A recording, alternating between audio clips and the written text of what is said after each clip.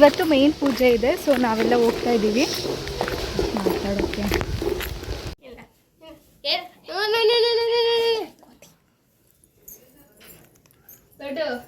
Intro ಬಿಟ್ಬಿಡಿತು. Hi guys, welcome back. ಕೋಕಾ ಬಿಡ, ಈ ಕೋಳಿ ತೋರಿಸ್ತಾ ಇದ್ದೀನಿ ಕಣೆ. ಹಾಯ್ ಹಲೋ ಎಲ್ರಿಗೂ ನಮಸ್ಕಾರ, welcome back to our channel. So intro ತೊಗೊಳಕ್ಕೆ ಇಷ್ಟೊತ್ತಾಯಿತು, ಹಾಗೆ ಕ್ಲಿಪ್ಪೆಲ್ಲ ತೊಗೋತಾ ಇದ್ದೀವಿ. ಸೊ ವಾಯ್ಸ್ ಓವರ್ ಕೊಟ್ಕೊಳ್ಳೋಣ ಅಂತ. ಇವತ್ತಿದ್ದು ಮೇನ್ ಹಬ್ಬ. ಸೊ ಮನೆಗೆ ಗೆಸ್ಟೆಲ್ಲ ಬಂದಿದ್ರು. ನಾವು ಜಾಸ್ತಿ ಗೆಸ್ಟೇನು ಇನ್ವೈಟ್ ಮಾಡಿಲ್ಲ, ಬಿಕಾಸ್ ಇದೊಂದು ಸಿಂಪಲ್ ಹಬ್ಬ, ಜಸ್ಟ್ ಫ್ಯಾಮಿಲಿ ಮೆಂಬರ್ಸ್ ಅಷ್ಟೇ ಗ್ಯಾದರ್ ಆಗಿದ್ದಿದ್ದು. ಹಾಗೆ ಬಂದಿದ್ದ ಗೆಸ್ಟ್ಗೆಲ್ಲ ನನ್ನ ತಂಗಿ ಕಾಫಿ ಕೊಟ್ಟಳು. ಮತ್ತು ಇನ್ನೇನು ನಾವೆಲ್ಲ ರೆಡಿ ಆಗಿದ್ದೀವಿ. ಇನ್ನೊಂದು ಸ್ವಲ್ಪ ಟೈಮಲ್ಲೇ ನಾವು ಪ್ಲೇಸಿಗೆ ಹೋಗ್ತೀವಿ, ದೇವಸ್ಥಾನ ಇರುವಂಥ ಪ್ಲೇಸಿಗೆ. ಸೊ ಅದೇ ರೂಟು, ನಿನ್ನೆ ಹೋಗಿದ್ವಲ್ಲ ಅದೇ ಪ್ಲೇಸ್ಗೆ ಹೋಗ್ತಾ ಇದ್ದೀವಿ. ಸೊ ಇಲ್ಲಿ ಇನ್ನು ನೋಡ್ಬೋದು ಎಷ್ಟೊಂದು ಜನ ಎಲ್ಲ ರೆಡಿ ಆಗಿದ್ದಾರೆ ಅಂತ. ಹಬ್ಬಕ್ಕೆ ಇಲ್ಲಿ ದೇವ್ರು ಕೂಡ ಕುಣಿತ ನಡೀತಿತ್ತು, ಅದ್ರದ್ದೆಲ್ಲ ವೀಡಿಯೋ ಮಾಡಿಕೊಂಡೆ.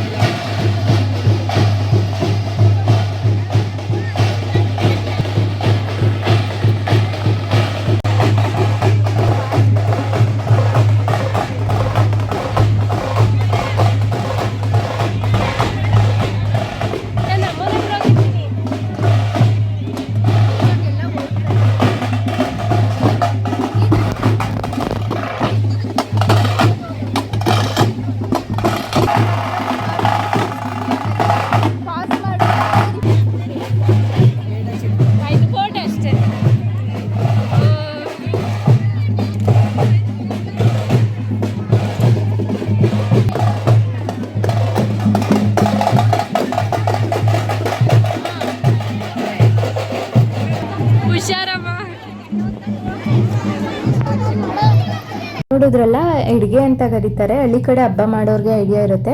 ಸೊ ಅದನ್ನು ಎತ್ಕೊಂಡು ಅವರು ಎಲ್ಲ ದೇವಸ್ಥಾನದ ಹತ್ರ ಪೂಜೆ ಮಾಡಿಸ್ಕೊಂಡು ಬರ್ತಾರೆ. ಸೊ ನಮ್ಮ ಪಡೆಗೆ ನಾವು ಫಸ್ಟ್ ಹೋಗಿರೋಣ, ಎಲ್ಲ ರೆಡಿ ಮಾಡ್ಕೊತಾ ಇರೋಣ ಅಂದ್ಬಿಟ್ಟು ನಾವೇ ಫಸ್ಟ್ ನಡ್ಕೊಂಡು ಹೋಗ್ತಾ ಇದ್ದೀವಿ. ಸೇಮ್ ರೂಟ್ ನೆನೆ ಹೋಗಿದ್ವಲ್ಲ ಅದೇ ದೇವಸ್ಥಾನ ಹತ್ರ. ನಾವಿಲ್ಲಿ ಹೊಳೆನ ದಾಟಿ ಹೋಗಬೇಕು. ಇದಕ್ಕೆ ಬೇರೆ ರೂಟು ಮೇಲಿಂದ ಬರೋದಿದೆ. ನಡ್ಕೊಂಡು ಹೋಗೋರೆಲ್ಲ ಈಗೇ ಹೋಗೋದು. ನೋಡ್ಬೋದು ಎಷ್ಟೊಂದು ಜನ ಹೋಗ್ತಾ ಇದ್ದೀವಿ ಅಂತ. ಇದೇ ರೂಟ್ ಇರೋದ್ರಿಂದ ನಾವು ಇಲ್ಲೇ ಪಾಸ್ ಆದ್ವಿ. ಇವರು ಅಮ್ಮ ಅಮ್ಮ ಅಮ್ಮ ಅಮ್ಮ ಅಮ್ಮ ಅಮ್ಮ ನಮ್ಮ ಅತ್ತೆ ಇಲ್ಲಿ ಕೋಳಿ ಇಟ್ಕೊಂಡು ಹೋಗ್ತಾ ಇದ್ದಾರೆ. ಚಿಂಟು ಕಾಣ್ತಿದ್ರು ನೋಡು. ಚಿಂಟು ಯಾಕೆ ನೀವು ಲೇಡಿ ಬಾಂಡು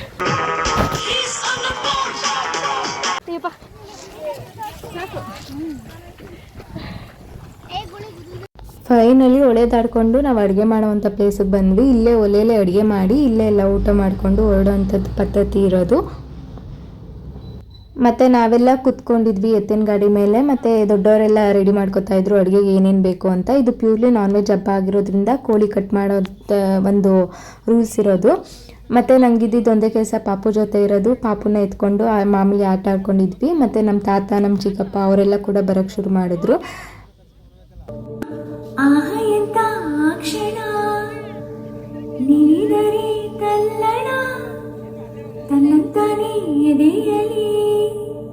ಪ್ರೀತಿಯ ನರ್ತನ ಇದು ಯಾವಾಗ ಹೇಗಾಯ್ತು ಯಾಕೆ ಅಂತ ಗೊತ್ತೇ ಆಗಲಿಲ್ಲ.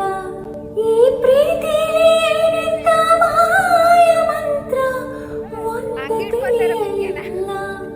ಆಹ ಎಂತ ಕ್ಷಣ ನಿನಿದರೆ ತಲ್ಲಣ. ಫಸ್ಟಿಗೆ ಇಲ್ಲಿ ಒಲೆ ಪೂಜೆ ಮಾಡ್ತಾ ಇದ್ದಾರೆ. ಅರ್ಶಿನ ಕುಂಕುಮ ಹೂ ಇಟ್ಟು ನಾವು ಅಡುಗೆ ಮಾಡುವಂಥ ಪ್ಲೇಸ್ನ ಪೂಜೆ ಮಾಡಿ ಆಮೇಲೆ ಅಡುಗೆಯನ್ನು ಶುರು ಮಾಡುವಂಥದ್ದು.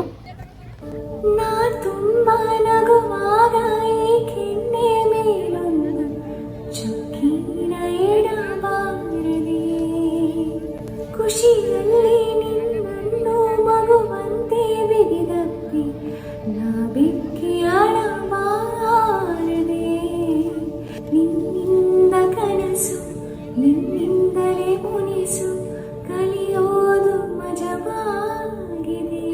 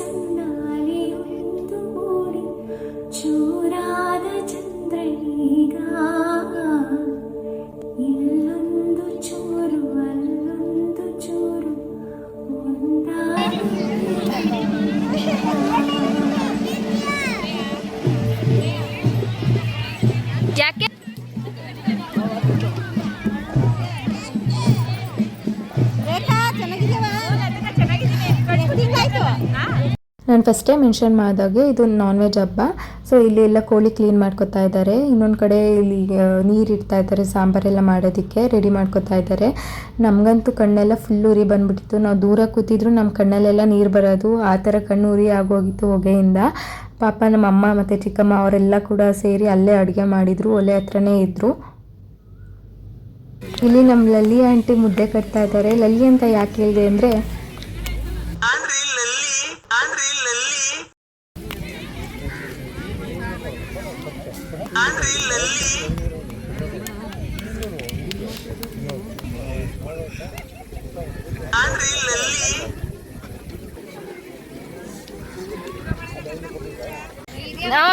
ಆಗ್ತಾಗ ಬರ್ತತ್ತ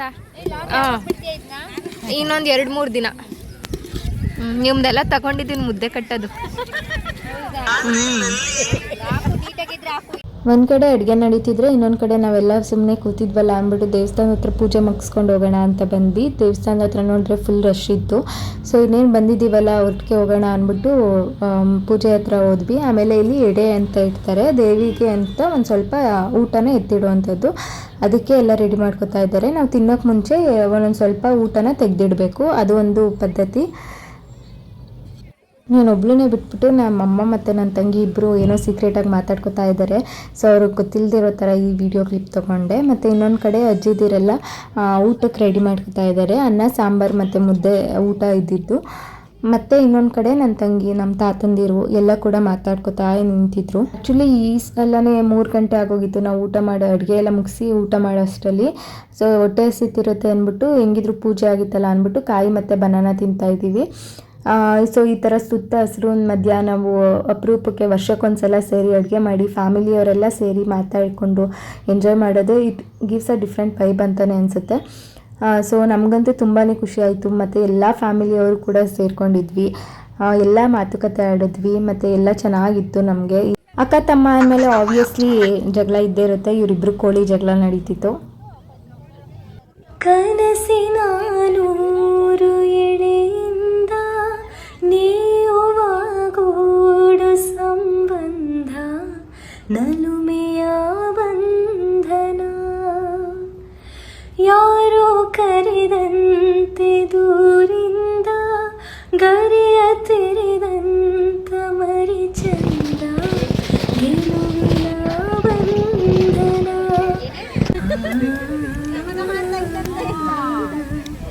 ಅದೇ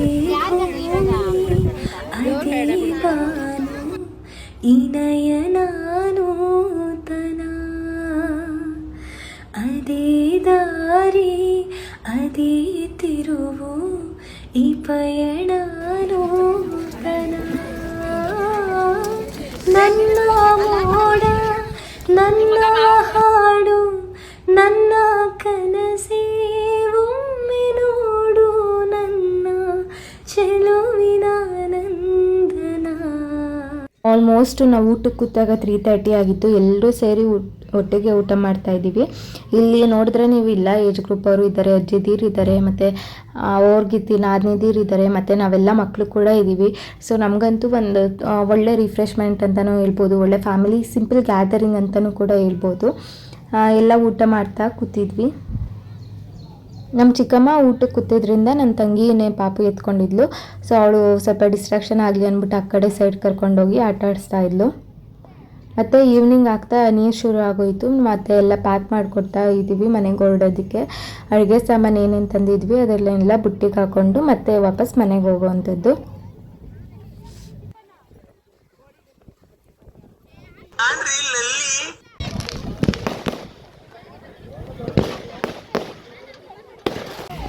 ಮಿತ್ರಪ್ಪ ಎಲ್ಲ ಮುಗಿಸ್ಕೊಂಡು ಹೋಗುವಂಥದ್ದು. ಇವಾಗ ಸ್ಕೈ ಶ್ಯಾಡೋನ ಯಾರಿದು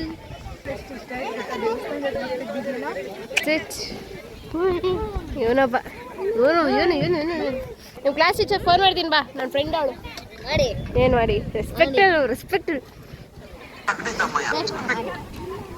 ಮಾಡ್ತೀನಿ ಈಗ.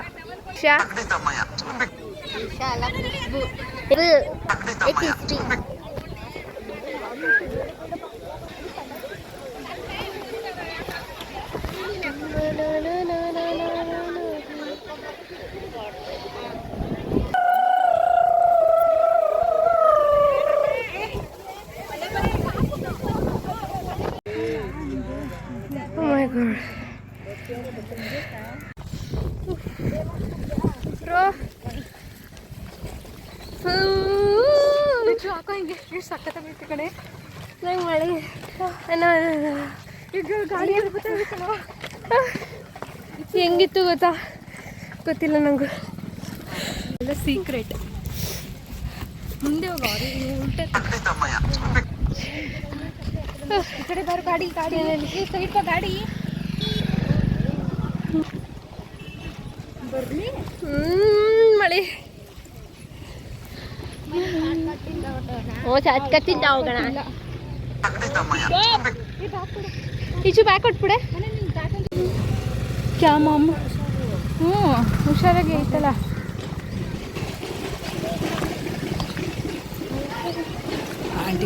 ಹೊರಡೋ ಅಂಥ ಟೈಮ್ಗೆ ಹನಿ ಶುರು ಆಗೋಯಿತು. ಸೊ ಅಷ್ಟರಲ್ಲಿ ನಮ್ಮ ತಾತ ಕೂಡ ಬಂದರು. ಅವ್ರ ಕೈಲಿ ಲಗೇಜ್ ಎಲ್ಲ ಕೊಟ್ಕೊಳಿಸ್ಬಿಟ್ಟು ನಾವು ಮಾಮೂಲಿ ಮನೆ ರೂಟಿಗೆ ನಡ್ಕೊತಾ ಹೋಗ್ತಾ ಇದ್ದೀವಿ. ಮತ್ತು ಮನೆಗೆ ಬಂದು ಸ್ವಲ್ಪ ಸಾಂಬಾರು ಮತ್ತು ಚಿಕನ್ ಮಾಡಿದ್ವಿ ಮನೆಯಲ್ಲೂ ಕೂಡ ಬೆಳಗ್ಗೆನೆ. ಅದನ್ನೆಲ್ಲ ಪ್ಯಾಕ್ ಮಾಡಿಕೊಂಡು ಇಲ್ಲಿ ಬನಾನಾನೆಲ್ಲ ತೊಗೊಂಡು ಹೋಗ್ತಾ ಇದ್ದೀವಿ ಮತ್ತು ವಾಪಸ್ ನಮ್ಮ ಮನೆ ಕಡೆಗೆ. ಇದಾಗಿತ್ತು ಇವತ್ತಿನ vlog. Thank you for watching. Keep supporting.